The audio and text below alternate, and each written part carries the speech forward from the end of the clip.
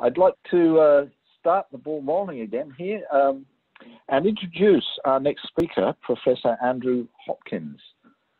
Andrew's been a member for some years now of CCL, and he's a hidden resource that we should make better use of. He's from ANU, and he comes with a lot of background in this area. He is going to be talking about the nuts and bolts of CCL lobbying, the methodology we use. Thank you. Over to you, Andrew. Please make him welcome with your silent hand claps. Thank you. Yes. Okay. So, yes, I'm a former academic. I'm a retired academic, a sociologist. I'm still working actually, but not with the university. But my area is not climate change or climate science. So I speak to you not as an expert, but as a fellow member of CCL, as a citizen. That's the way, that's my role. So I guess I want to elaborate on some of the things which have been said by way of introduction before I get into the nuts and bolts of how we lobby, which is really what my main focus will be today. So some of what I'm saying is will repeat what's been said previously, but I think it's important to emphasize some of these issues. And the first one is this: what is our strategy? Our strategy is to build relationships, long-term relationships with particular politicians to encourage them to support our goals. Now, I want to make the point that this is not the only strategy one could have, and it's quite different from the strategy of other groups like Get Up or ACF, because their strategy is to connect directly with voters, to try and influence voters, and in turn to create voter pressure on politicians to behave differently. That's not our goal at all. Our goal is to connect directly with politicians and to form relationships with them, preferably the ones in our own electorates. Now, these are not incompatible goals at all. They're absolutely complementary, but I think it's really important to be aware of that difference. Now, that's our strategy then, and our goal here is essentially to have this policy of carbon fee and dividend introduced. Now, I've heard 2 or 3 speakers this morning, today, talk about it, but I guess I want to go into it in a little more detail and take it a little more slowly, because when we're talking to politicians, the first questions they ask us are about, what does it mean? What does this mean? How does this work? And so we need to be willing and able to answer those questions. And I think it's worthwhile thinking a bit about just how all this works before we try and interact with our politicians. So let me just take it bit by bit. It's a carbon fee, not a tax. Why do we refer to it as a fee, not a tax? Now, there are 2 reasons. One's a technical reason and one's a political reason. The technical reason is that a tax is usually thought of as something which is levied by governments and goes back to government for it to decide what to do with. A fee, on the other hand, is imposed perhaps in the same way as a tax, but it doesn't go to government. It goes directly back to citizens. The government may administer this and may take a small proportion of it by way of administrative costs, but basically, apart from that, it will all go back to the citizens. So that's an important technical difference. And that's why we use the word fee as much as we can, although we don't always use it consistently. The other reason for using the word fee is that, and not tax, is purely political. And that is, as many of you will know, the Labor government introduced a tax, a carbon tax in 2012, and it was seen to be very shortly thereafter politically quite toxic, and we can't really talk about reintroducing carbon taxes at the present time. So that's, I think, a political reason why we talk about a carbon fee and dividend. Now, let me say a bit more about this fee. It's a fee levied at the point when the carbon fuel enters the economy. This is one of the nice things about it. There's only a small number of places where the carbon fuel enters the economy. So it's relatively easy to collect a fee at that point, where the coal leaves the mine mouth and is sold on, or where the petroleum tanker enters the port and sells its cargo of coal. These are a cargo of oil, I should say. These are the places where the fee will be levied. It's where this carbon fuel enters the economy. And of course, at that point, it flows through into the economy, because if the fuel is more expensive, it means all of the things which rely on that fuel will be slightly more expensive.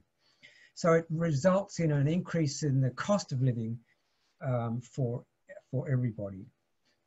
In contrast, the Labor government's tax was not a tax on the fuel as it entered the economy. It was a tax on emissions, that is carbon dioxide, when the carbon dioxide enters the atmosphere. It's the end point of the process, not the beginning. We're talking about levying a fee at the beginning of the process, and Labor's carbon tax was at the end. It was on the big emitters. There are about 200 or so big emitters who were being taxed at that time.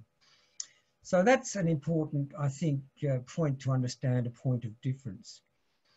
Second thing is that the dividend that is the result of this fee will be paid to all citizens on a per capita basis. There are various ways of doing this. One way, which was suggested in that University of New South Wales document, which was referred to earlier, was it would be paid back to every person who has a tax file number. If you get asked the question, how will you actually distribute it? That's one possible answer. There are others, and we don't need to answer that definitively, but that's the kind of vision of how it might be returned. It will be returned on a per capita basis, the same amount. This is a very interesting point. The same amount to every citizen, regardless of how much they have consumed. So people who are the poorest sections of the community, who consume the least, will get the same dividend as the biggest consumers in the community, those who consume the most. So in effect, there is a redistributive process going on. It's redistributing wealth in a small way from the wealthier to the poorer. It's an interesting feature, a very important feature of this fee and dividend process. I'll come back to these points in a minute, because we get asked all kinds of questions about this.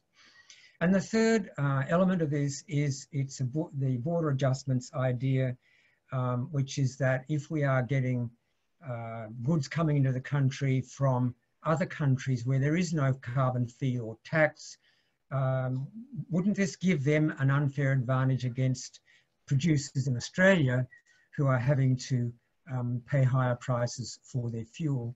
And that's the reason why the vision is that anything coming in from a country where there was no fee or tax would have to pay an additional tax, a border adjustment. So that's the way in which we would equalise that situation. Now, the curly questions we get asked, see, these politicians we've been dealing with are very good at asking difficult questions. And so I think it's important to think through beforehand how we might answer these difficult questions. And the first one we often get asked is the effect on lower income groups. People will say, look, we support you in principle, but we don't want to introduce a system like this because it will impact lower income groups. And we're worried about putting up the cost of living to lower income groups. And the answer to that is implicit in what I've already said, that the dividend being paid will more than make up for that increase in the cost of living. And the evidence is, or the calculations are, that about 3/4 of households in Australia will be better off under the system than without it. That's a pretty extraordinary situation, isn't it? It's something that's really worth, I think, trumpeting from the rooftops, that 3/4 of the population will be financially better off because the dividend they get back will outweigh the increase in the cost of living. And the lowest 25% of the population will be, as I think the figure was given earlier, about $1,300, $1,300 a year better off. So I think these are extremely important points to bear in mind. And I'm just thinking when Paul was talking earlier about the way in which the coronavirus is going to get governments to think differently about their role, this then becomes a very, I think, significant selling point for this carbon fee and dividend, that it has this redistributive mechanism, that it benefits the poorer members of society more than the better off.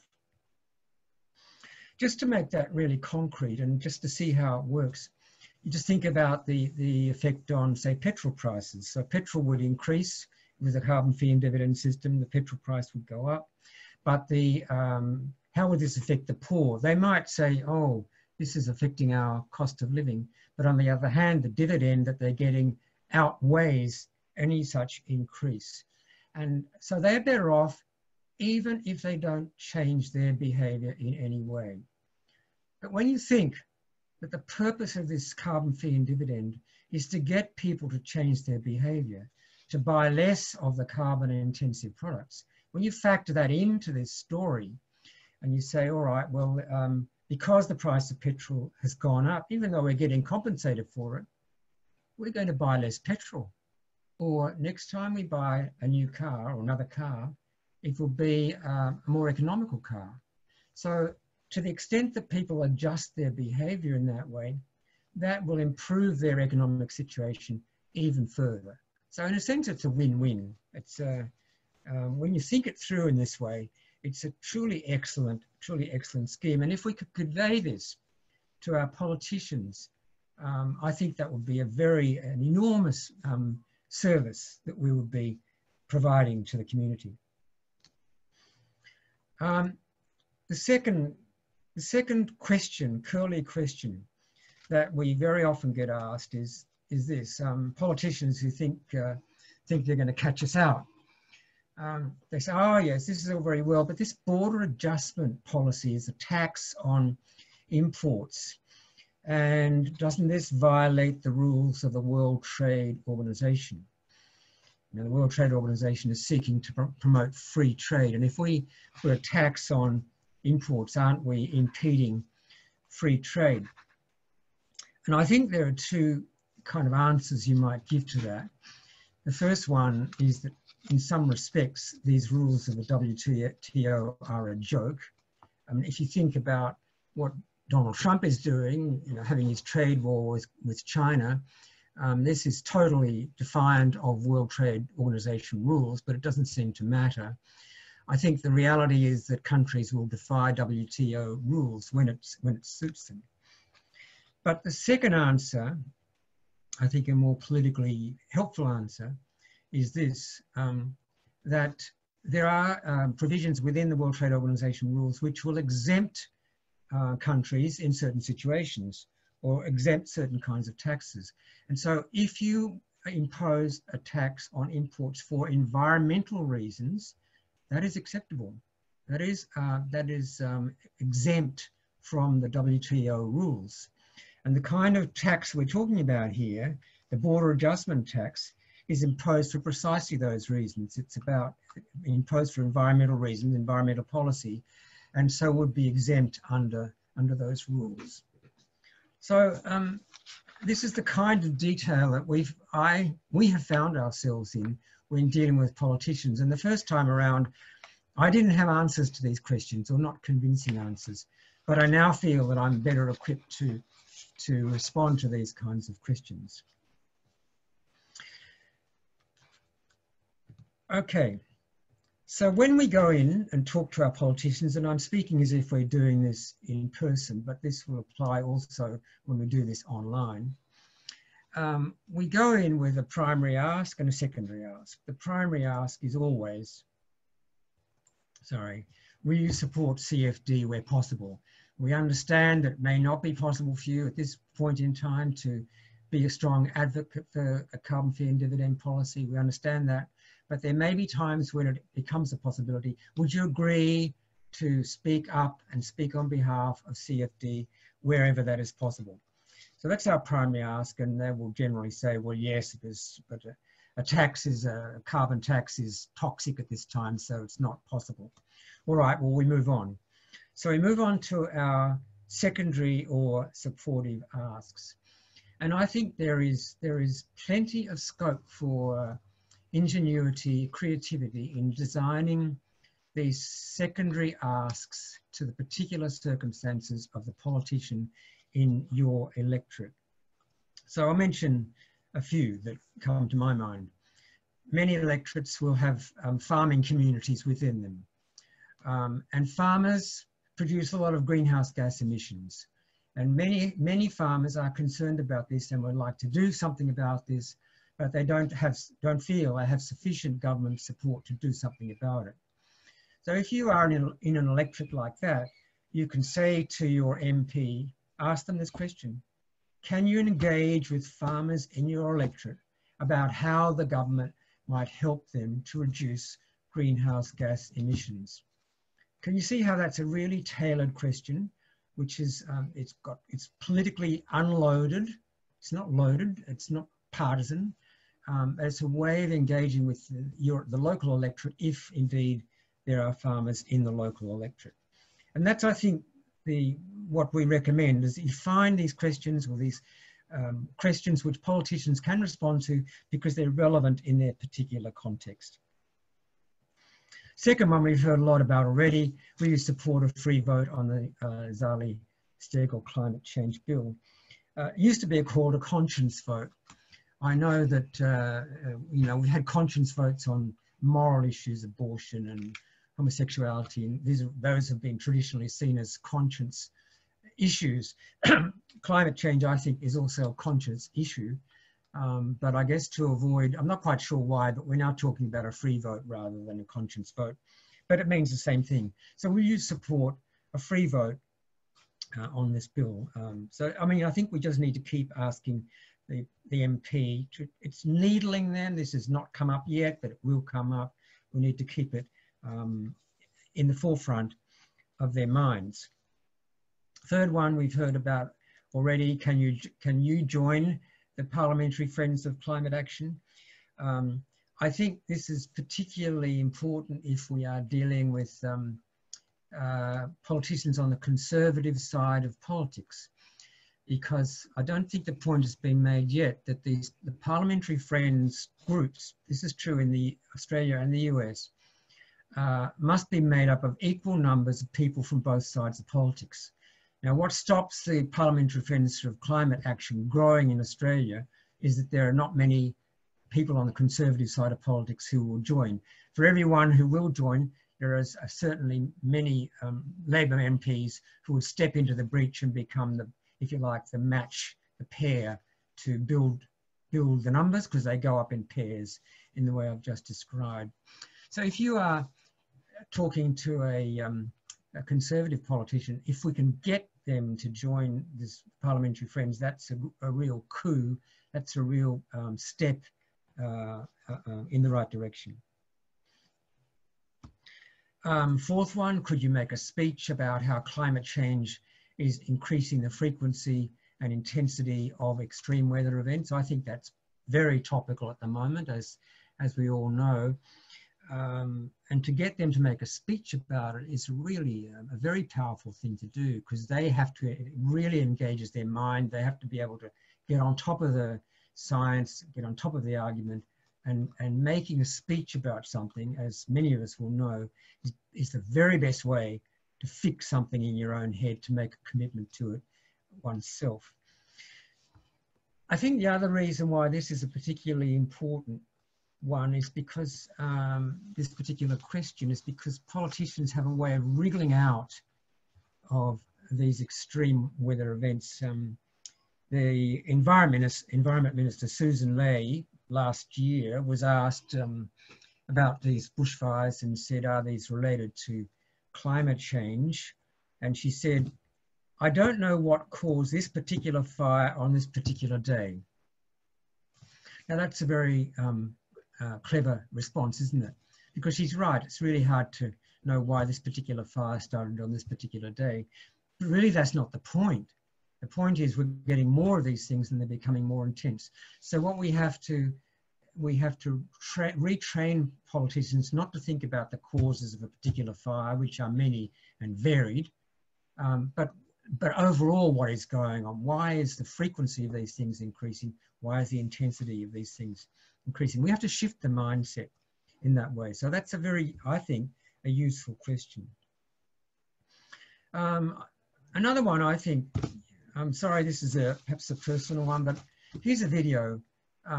It's a 3-minute video, and I think we can be asking our politicians, please, please watch this video, watch it with 2 other people, and perhaps tell us what you think about it.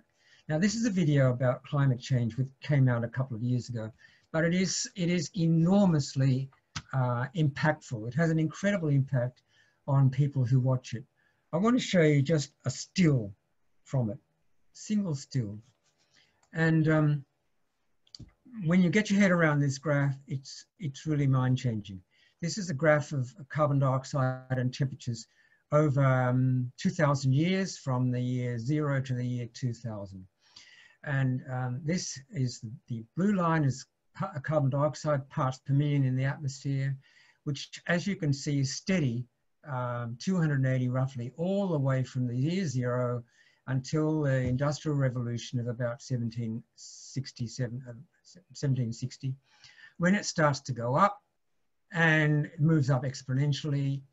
2016, it was 404 parts per million. I'm not sure what it is right now, but that is an extraordinary demonstration of the impact of the Industrial Revolution and the subsequent years on the carbon dioxide content in the atmosphere.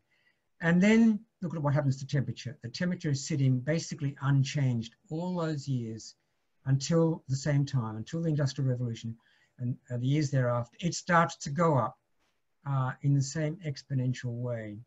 And you show that to politicians and it's just mind-blowing. If they haven't thought about this before, there's no answer to it. It is such a dramatic statement of what is going on. And I think that's what we need to do to some of these politicians, to hit them between the eyes with that kind of information. So if you can say to the politician you're talking to, please watch this with a friend or 2 of yours and tell us what you think. Get back to us with what you think about it. That's a big step forward.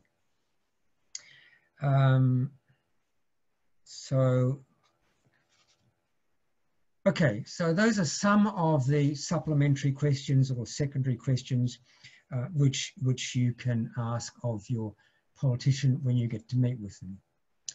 Now, I want to go on now to the actual nuts and bolts, if you like, the methodology of what we're doing. And I want to make this point, it's been made before, but I want to make it again because it's so important, that this is all about forming relationships.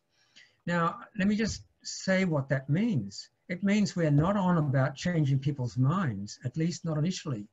We don't really care about whether we succeed in the first or second meeting about changing their opinions. The important thing is to develop a relationship with them and with their office. That's a very unusual feature of a political movement, isn't it? It's not the aim of GetUp. It's not the aim of ACF. They're not on about creating relationships. They're on about changing people's voting behavior, changing their attitudes. But we are first and foremost on about creating relationships. So this is what makes us unique. Okay, so what are we on about? How do we create these relationships? Respect and appreciation. Always appeal to the best in other people. Don't be confrontational with them. We are for something rather than against. We're not against what you believe in, Mr. or Mrs. MP. We are for something. This is what we are for, and we invite you to join us. So it's about, that's what it means to be about creating relationships. A further aspect of this is it's about finding common ground. To have a relationship with someone, you have to have common ground. So what is the common ground, and how can we find that common ground? I think the first thing is shared values. If we can identify shared values, that's a very big step forward. and what sort of the obvious shared value, there are many others, but the obvious one is concern for our children's future and our grandchildren's future. And for me, it's pretty clear these current events which we have experienced just this year portend some pretty dreadful, pretty serious social breakdown. It's the social breakdown to me. Maybe I speak as a sociologist, I'm not sure. But it's the social breakdown, it's the social disruption and social chaos that climate change is going to cause, which will destroy life as we know it and will ruin life for our children and or grandchildren. If we can share some of that, and it's our shared values for the lives of our descendants here, our immediate descendants, that's a very good starting point. The second one I mentioned here is social connection, and I mean that quite literally, that we're talking about MPs in our own electorates. It's very likely that we have some kind of second-hand, or if not first-hand, second or third-hand connection with them, that we went to the same university that they went to, or we have children at the same school that they do, or our children play this in the same sporting team as their children or grandchildren do. If you can identify those things, which obviously require you to do some research beforehand, and if you can throw that into the conversation, it is amazing how the faces of MPs will light up when you can identify those immediate social connections like that. And then the third thing here is places we care for. And I'm really reminded of the comments that Jordan made about the importance of place in Indigenous communities, and that's absolutely true. But it's also true for settlers. I mean, most of us are settlers in this land, or descendants of settlers, and place is just as important for us as it is for them. I, for example, have spent a lot of my time walking in the Snowy Mountains. I'm in Canberra. I should have said I live in Canberra. Snowy Mountains is a very important place to me, and it is for some MPs in this area. And if I can make that connection, oh yes, well, you know, have you ever climbed Kosciuszko? What about Blue Lake? And away we go. And it's a fantastic connection that you can develop in that way, because these places are places we care for, and that is very much common ground. Now, earlier I said just a little while ago that we need to appreciate these politicians. And we need to be able to say things to them like this. We appreciate your concern that climate policies should not disadvantage lower income people, as you emphasized in your recent speech. You can see that requires some research. So I'm going to talk about research in a minute, but if we did appreciate them for anything that they had said or done, that's a very important part of making this connection.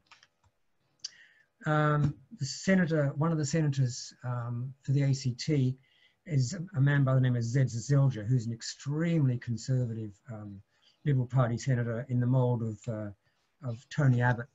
But we met with him, and we had discovered a point of common interest, that he was interested in land care. And so we were able to make a connection with him about land care. And that was, I think, a good way of developing. I don't think that relationship's developed very far, but at least it's respectful. We need to be able to appreciate everybody for something. We need to be able to appreciate even this man.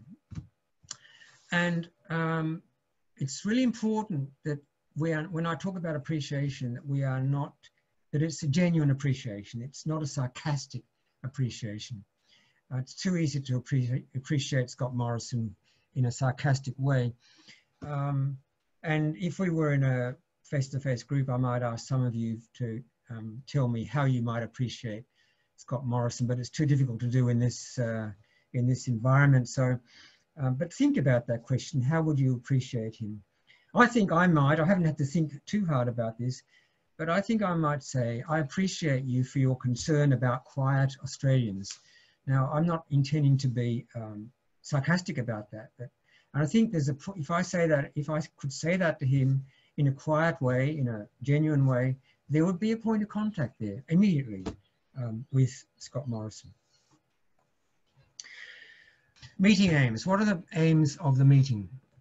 To create a relationship, I've just said, to state our position, the CFD, that's our position, and to hear their views. So we must understand that in whatever time we have, we probably have to provide them with more time to talk, and so that we listen to them rather than us talking at them. That's a very hard thing to do, because we go in there with a whole lot of stuff we want to say, and we have to restrain ourselves and give them a chance to talk, because that way they will feel heard, that way they will feel appreciated. So let's go through the role of the leader. I'm going to talk about the role of the leader because this is a good way to introduce what actually goes on. The role of the leader is to create the biography, the bio, before the meeting. I'll say more about that. We need to know something about the life and beliefs of the person we are speaking to. We need to do that research beforehand. The role of the leader is to set up the meeting, to determine the team, who are the people who will join this particular meeting, to cultivate a relationship with the office, because very often the first person we will get to see is not the member, but a staffer of the member, and we have to go and talk to that person and build up that connection with that person. And if we are successful in doing that, that opens the way to a meeting with the MP themselves. And the leader will be basically the face of CCL for this MP in the ongoing relationship. Now, just prior to the meeting, the role of the leader is to allocate roles to those people who will be taking part in the meeting. There will need to be a timekeeper. That's very important, that we find out how much time we have and then we stick to that time, because we don't want to abuse them. We don't want to feel that we are monopolizing them or trying to earbash them. We have to be respectful of whatever time they have to give us, even if it's only 10 minutes. Someone else must be designated as the appreciator so they can rehearse their appreciation and express that early in the meeting. We need a note taker. These are all roles which the leader must allocate beforehand. We need a CFD explainer. What is carbon fee and dividend? And as you will see, as I've tried to stress, whoever does that needs to think carefully about how they will do it, because it's not an easy task to do. You need to think about these things beforehand. Someone who's going to make the supportive ask, who's thought about the appropriate supportive ask, a photographer. They love to have their photograph taken. It's a PR event for them. It's good for us. It's good for everybody. So we can generally take photographs, group photographs, after the meeting. And of course that the leader will facilitate the meeting to the extent necessary. I'm not sure. I'm going to take another 3 or 4 minutes, Tom, if that's all right. Yes, you're nearly on time there, Andrew. Would be good for time for a question or two if we can, but yeah. All right. Well, if you can wrap up. I can do. Okay, I'll skip this, but creating a bio is a very important part of it. I'll just go through the meeting in a bit more detail. Thank you for meeting with us, says the leader. Introduce ourselves. This is extremely important that you cut it to 20 seconds. It's amazing how difficult it is to introduce yourself in 20 seconds. So that again is something you will have to carefully rehearse with a watch or a clock to make sure you can do that in the 20 seconds. And in that 20 seconds is the time you'll make that personal connection that I mentioned earlier, if you can. The timekeeper in that 20 seconds will ask, how much time do we have? The appreciation is done. It can't be confined to 20 seconds, but during the introduction, the appreciator will introduce themselves and then also go on to offer an appreciation, and so on. And so it will go. That's the way the meeting goes. Timekeeper then says 5 minutes remaining. Sometimes the MP will say, oh, look, I've actually got another 10 or 15 minutes because I'm enjoying this so much. That's great if they say that. And then we offer to follow up on the MP's questions and provide answers if necessary, leave any materials we have, and that's it. And then after the meeting, debrief straight after when it's, and this will be easy enough with the online meetings, you debrief immediately. And the purpose of that is to make sure that the note taker's got all the notes necessary, that everyone's happy with what's come out of it.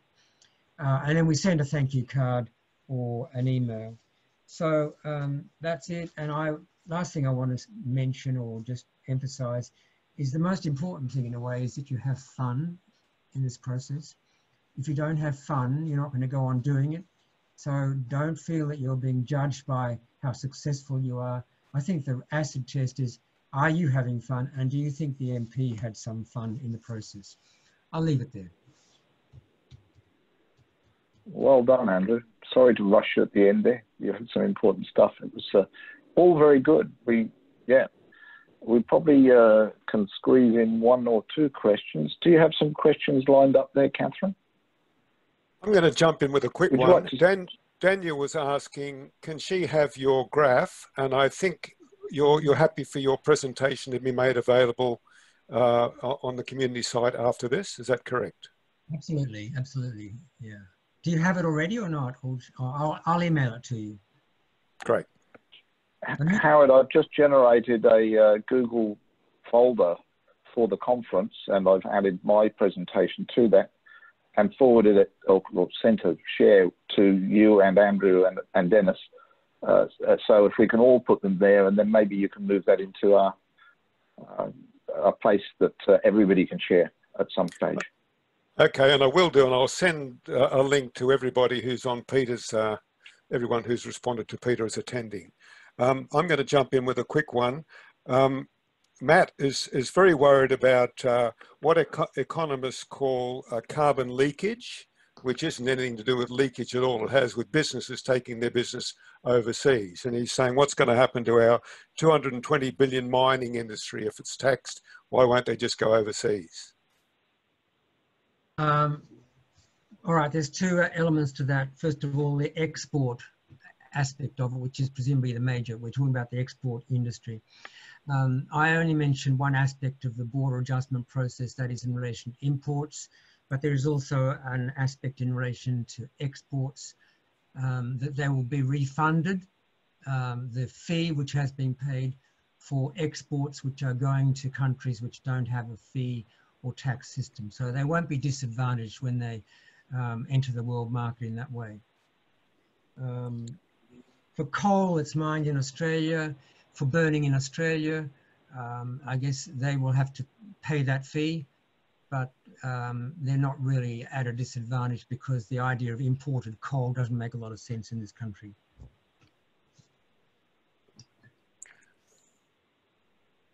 Do you want to go, Catherine? No, I don't have any. I see Brian waving. Oh, I've got another quick one because Kada has been quite active on the questions. She's saying, how can you have respect for people who are making a quick buck and doing everything in their power to stop renewable energy? How can you possibly feel contempt for them? They're destroying the earth. So it's a question about how do we actually have this respect for people we honestly are contemptuous of? Look, I totally agree. It's very hard, but unless we can find some way to be at least civil and to have some genuine sense that they are well-meaning people, we can't deal with them. It's not going to work. So when you talk about these people, you know, the Tony Abbotts of the world, we have to get behind what lies behind their position. And we can attribute certain motives, even though they may not be the real motives. But I think concern for the jobs of coal mine workers, lies behind most of these conservative politicians, what they're saying. So we can respond to that. Look, we're really pleased that you're concerned about the jobs of these coal mine workers, and we are too. And if you want our solution to this, well, here's what we suggest, etc., etc.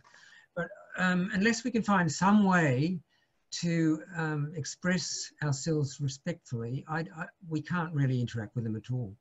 And maybe that's a reason for not choosing not to interact with some MPs if you really cannot find some way to deal with them respectfully. Mm. And I've got one more. I think Philippa was concerned about matching pairs, which I think is more in the United States than here. Here, our parliamentary friends of climate action isn't exactly following what the Americans called their Noah's Ark policy, with people coming on 2 by 2. And I think, in fact, the most recent activity in the States with the latest climate bill isn't having 2 by 2 Noah's Ark policy either. But is that right, Andrew? Look, I'm happy to be corrected by you. I may be out of date on this, but that was the original idea. The whole concept of bipartisanship would have required that you have equal numbers on either side. Now, they may have found some other way, and we just heard from the previous speaker that they are sticking to this notion of bipartisanship. It may not be by ensuring equal numbers, but it's about keeping voting behaviour, or certainly particular bills, out of discussion. So it's very important that it be bipartisan, that it be non-political. It may not be that notion of the Noah's Ark notion of coming on in pairs is the current policy. I'm not sure. We've got time for one more. Okay. No, I think we're going to have to call it there. We've got our next speaker lined up, and we're running a little late there, unless there's really one last very desperate question. What do you reckon? Look, Gary was worried about the 66 billion stimulus package, and how do we make sure the government doesn't stimulate the wrong industries, and which I think is a general question we can have on notice. All right, well, yeah, okay. Thank you very much, Andrew. That was an excellent presentation. Really appreciated that. I have seen it before, but it's always got something that surprises and brings me back in line. It's good stuff. Thank you.